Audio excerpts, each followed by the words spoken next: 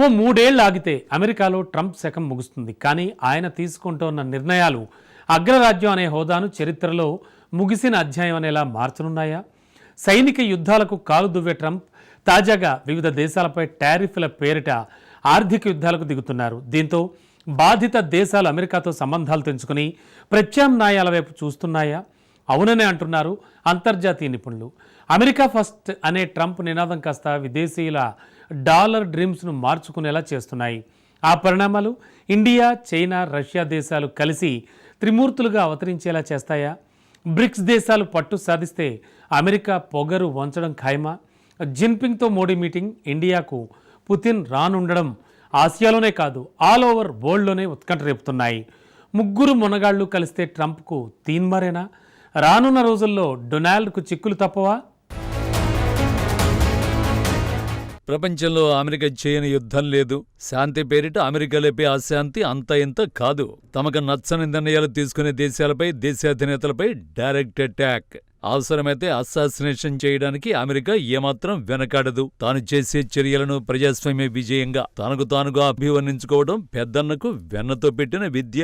నచ్చని దేశాలపై ఆయా దేశాల పొరుగు దేశాలను రెచ్చగొట్టి ఇండైరెక్ట్ గా ప్రాక్సీ అమెరికా వార్ అన్నట్లు అటాక్ చేయడం ప్రపంచమంతా చూస్తోంది. ప్రత్యర్థులు లొంగకుండే డైరెక్ట్ ఇన్వాల్వ్మెంట్ చేయడానికి అమెరికా వెనుకాడదు. నిన్నటికి నిన్న ఇజ్రాయెల్ ఇరాన్ వార్లో అప్పటి వరకు కామ్గా ఉన్నట్లు అనిపించిన అమెరికా టెహరాన్ అణుస్థావరాలపై దాడి చేసింది.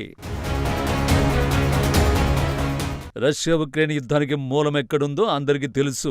ఉక్రెయిన్తో రష్యా యుద్ధం మొదలుపెట్టినప్పుడు మొదట్లో అయితే 1-2 రోజులు లేదంటే వారం 10 రోజుల్లో కీవ్ ఆక్రమణను మాస్కో పూర్తి చేస్తుందని అందరూ అనుకున్నారు. కానీ సీన్ కట్ చేస్తే 3.5 యుద్ధం మిగిలే ఉంది అన్నట్లు ఇరు దేశాలు కత్తులు దూసుకుంటున్నాయి. రష్యా ఆయుధ అణు సంపత్తి ముందు ఉక్రెయిన్ పిల్లంతా. కానీ దాని పోరు పొగరు అంతా అమెరికాను చూసుకుని, యూరోప్ను చూసుకుని. నాటో పేరుతో అక్కడ అమెరికా సాగిస్తున్న, ఉక్రెయిన్కు అందిస్తున్న మద్దతు ఎవరికీ తెలియంది కాదు. పైగా రష్యా ఇన్నాళ్లుగా యుద్ధం చేస్తుందంటే ఇండియా అక్కడి నుంచి ఆయిల్ కొనుగోలు చేయడమేననే వితండవాదం చేస్తూ ఇండియాపై టారిఫ్లు విధించే స్థాయికి చేరింది. తొలుత 25%, తాజాగా 50%, రేపు 75%. ఆ తర్వాత 100కు 100% అన్నట్లుగా ఫీలర్లు వదిలారు ట్రంప్. అమెరికన్ ప్రెసిడెంట్ ఇండియాపై ప్రకటించిన టారిఫ్లు ఓ రకంగా ఆంక్షలన్నట్లే విశ్లేషణలు వస్తున్నాయి. ఒకవైపు టారిఫ్స్, మరోవైపు పాకిస్తాన్ సైనిక నియంత ఆసిమ్ మునీర్తో లంచ్ మీటింగ్ ఏర్పాటు. మున్ముందు ఇండియాకు సినిమా చూపించేందుకు రిహర్సల్స్ అన్నట్లు సంకేతాలు వస్తున్నాయి. పాకిస్తాన్కు ఆయుధ సంపత్తి అమ్మడం, తద్వారా ఇండియాకు పక్కలో బల్లెంలా తయారు చేయడానికి పాక్ పాలకుల్ని, సైనిక అధికారులను యుద్ధానికి సిద్ధం చేస్తున్నాడు ట్రంప్. ఇవన్నీ గమనిస్తున్న ఇండియా అమెరికాకు దూరం అవడానికి ప్రయత్నిస్తోంది.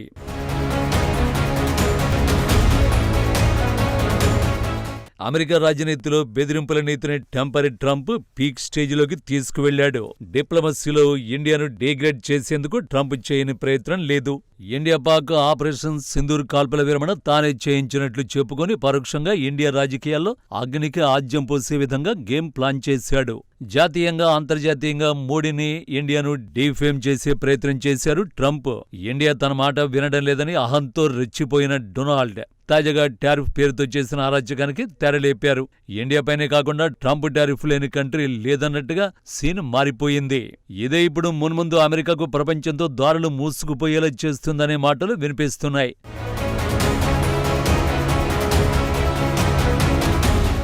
ఆర్థిక కోణంలో, ఆయుధ రంగంలో, మేధో సంపత్తిలో ఎప్పుడు అమెరికా ఫస్ట్ అనే వాషింగ్టన్ పాలకులు ఇక ఆ మాటను మర్చిపోవలసిన రోజులు వస్తున్నాయనే టాక్ వినిపిస్తోంది. ఇండియాతో ఆటాడుకుంటున్నట్లే రష్యాను, చైనాను టారిఫ్ల పేరుతో దారిలోకి తెచ్చుకోవాలనుకున్న ట్రంప్ టెంపరితనానికి పుతిన్, జిన్పింగ్, మోడీ వేస్తున్న ఎత్తుగడలు మున్ముందు అమెరికా ఆటలకు చెక్ పెట్టే సంకేతాలుగా వరల్డ్ ఎకనమిస్టులు, పొలిటికల్ అనలిస్టులు విశ్లేషిస్తున్నారు. అమెరికా బలమంతా ఆయుధాలు అమ్ముకోవడం, డాలర్ను పటిష్టం చేసుకోవడం. ఆయుధ రంగంలో అమెరికా మాటల్ని విశ్వసించకుండా ఇండియా తన సహజ మిత్రుడు రష్యాను నమ్ముకుంటోంది.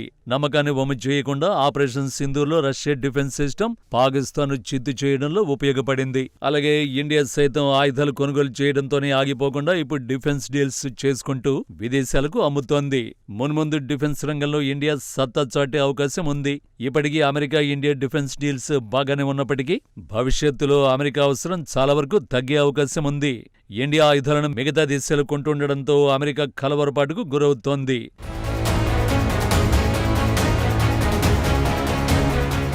ఇండియాను కట్టడి చేసేందుకు రష్యాతో దోస్తీకి కటిఫ్ చెప్పాలని ఒత్తిడి చేస్తోంది. అయితే రష్యాతో మన దోస్తీ మున్ముందు మరింత పెరిగే అవకాశం ఉంది. అతి తక్కువ ధరకు చమురు అమ్ముతున్న రష్యా మన ఆర్థిక వ్యవస్థ సురక్షితంగా ఉండేందుకు ఎంతో అవసరం.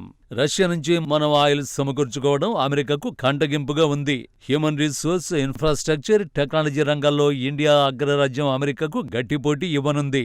ఇండియా చమురు ధరలను ఇలాగే నియంత్రించుకుంటే భారత ఆర్థిక వ్యవస్థకొచ్చిన ముప్పేమీ లేదనే టారిఫ్ ఎఫెక్ట్స్ తాత్కాలికంగా కొన్ని రంగాల్లో ఇబ్బందులకు గురిచేసిన భవిష్యత్తు ఆశాజనకంగా ఉంటుందనేది ఎక్స్పర్ట్స్ ఒపీనియన్.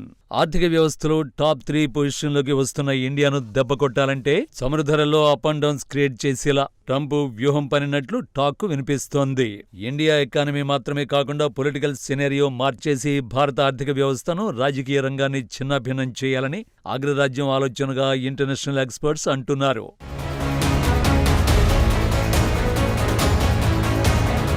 ఇండియా అంతకాకుండా చైనాను కూడా ట్రంప్ ఇబ్బందులు పెట్టాడు. టారిఫ్ల పేరుతో బీజింగ్కు అమెరికా మార్కెట్ దూరం చేశాడు. దీంతో చైనా ఇప్పుడు ఇండియా వైపు చూస్తోంది. ఇండియా మార్కెట్లో తన వాటా పెంచుకునేందుకు బీజింగ్ ఢిల్లీకి స్నేహహస్తం అందించింది. దీంతో ఇండియా చైనా దోస్తీ మున్ముందు సరిహద్దు విషయాల్లో హిందీ, చీనీ భాయ్ భాయ్ అనేలా చేసే అవకాశం ఉందనే టాక్ వినిపిస్తోంది. పాకిస్తాన్కు అమెరికా దగ్గరవడం అంటే పరోక్షంగా ఇస్లామాబాద్కు బీజింగ్కు మధ్య గ్యాప్ పెరిగినట్లేనే వ్యాఖ్యలు వినిపిస్తున్నాయి. ఆసియాలో బేస్ కోసం చూస్తున్న ట్రంప్ పాకిస్తాన్లో అవసరమనుకుంటే సైనిక పాలన తీసుకొచ్చి ఇండియా, చైనా, రష్యాలను టార్గెట్ చేసుకునే అవకాశం లేకపోలేదు అనేది ఈ 3 దేశాల మధ్యలో మెదిలే కల్లోలం. ఊహించని నిర్ణయాలు తీసుకునే ట్రంప్ ఏ క్షణాన ఎలా ఉంటారో అనే భయం ఉంది.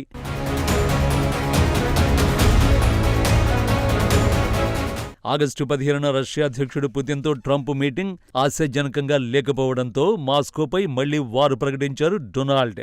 రష్యా అధ్యక్షుడు పుతిన్, చైనా అధ్యక్షుడు Jinping, India prime minister Narendra Modi, America president Trump ఈ నలుగురి విషయంలో సారూప్యాలు, విభిన్నాలు ఇప్పుడు చర్చనీయాంశమవుతున్నాయి. ఎవరి దేశాన్ని వారి టాప్లో ఉంచాలనుకోవడం అందరిలో ఉన్న కామన్ పాయింట్. అయితే ఆయా దేశాల అధినేతలు ఎంతకాలం కొనసాగుతారు అన్నదే అసలు పాయింట్. రష్యా అధ్యక్షుడు పుతిన్ తాను కోరుకున్నన్ని రోజులు అధ్యక్షుడిగా ఉండేలా రాజ్యాంగాన్ని, అక్కడి రాజకీయాలను మార్చేశారు. చైనా అధ్యక్షుడు జిన్పింగ్ బీజింగ్లో ఏకపార్టీ సిద్ధాంతం అమల్లో ఉన్నంతకాలం ఆయనకు ఢోకా లేదు. ఇండియాలో నరేంద్ర మోడీ 3 సార్లు ప్రధానమంత్రిగా ఎన్నికై మరోసారి విపక్షాలకు సవాలు విసురుతూనే ఉన్నారు.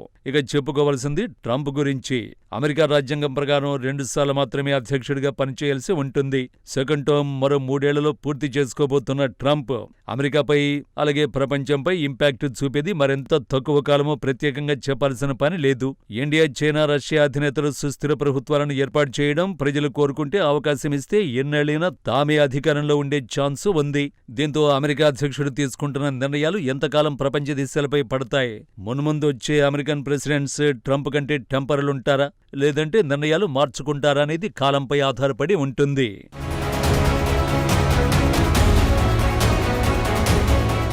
అమెరికా బలమంతా అంతర్జాతీయంగా జరుగుతున్న బిజినెస్ అంతా డాలర్ల రూపంలోనే ఉండడం. అమెరికన్ డాలర్ పతనమైందంటే అగ్రరాజ్యం హోదా పోతుంది. బ్రిక్స్ దేశాలు ఈ దిశగా డాలర్ బలాన్ని, అమెరికా బలగాన్ని తగ్గించే ప్రయత్నం చేస్తున్నాయి. Brazil, Russia, India, China, South Africa, BRICS మరిన్ని దేశాలు కలిసి బలపడి వ్యాపార బంధాన్ని అమెరికా డాలర్లు కాకుండా మరో విధంగా కొనసాగిస్తే వాషింగ్టన్కు కష్టకాలమే. ట్రంప్ నిర్ణయాలతో విసిగిపోతున్న దేశాలు ఆయన హయాంలోనే అమెరికాకు చుక్కలు చూపిస్తే అగ్రరాజ్యం చరిత్రలో ట్రంప్ అపఖ్యాతి మూటగట్టుకోక తప్పదు.